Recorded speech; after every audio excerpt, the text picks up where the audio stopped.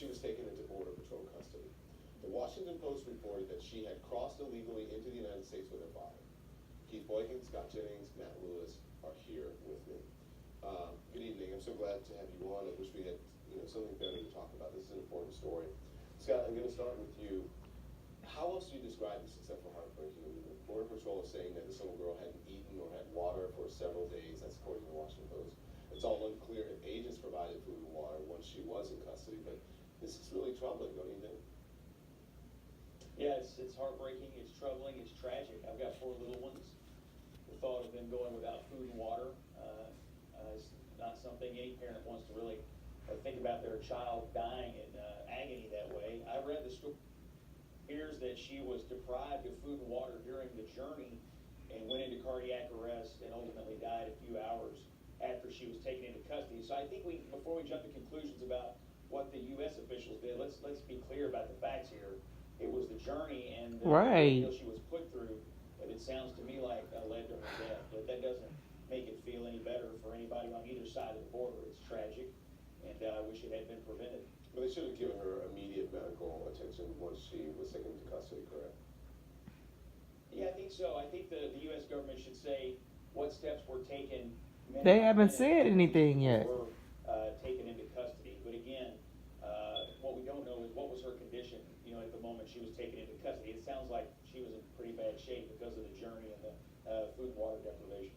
Keith, I want to ask you, Scott is talking about the responsibility, who takes responsibility for it. How much responsibility do you place on, because you've been very Trump administration's border policy, because many people say put her in that precarious position in the first place. And what do you say about that? Well, I mean, it's too early to say exactly what responsibility the Trump administration bears for her physical condition and her death. But I think what we do know is that the people who are coming here are desperate. They're going through very difficult journeys to get here, and they're human beings. They need to be dealt with as human beings. The leadership of this country needs to treat them as human beings, Vulnerable not kids, to vilify them. You can see that. I mean, this child died, right? They are vulnerable, and I don't know what good does it do to try to place blame, but maybe how we fix it. I would just want to, Matt, let me just give this to you.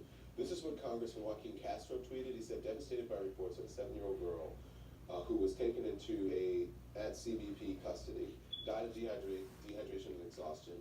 I'll be asking for a full investigation by the Inspector General and Congress into the conditions and circumstances that led to her death.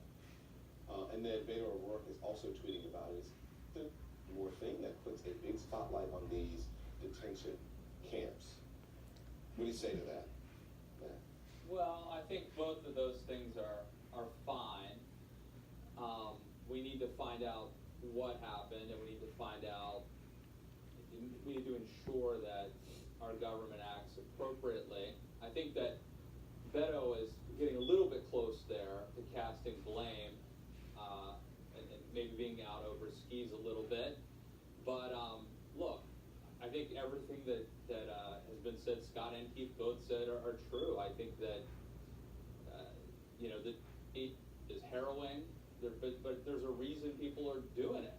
And why would you risk this dangerous trek to try to get to this country? It says something about where you're coming from. I think it says something about this country too. But look, we have to be a beacon of hope. Doesn't mean that we have to have open borders, doesn't mean we can't have immigration laws, but man, we have to make sure that we are humane and compassionate. As Keith said, I mean, these are human beings, so we can't forget that. All right. Thank you, everyone. I want you to stick with me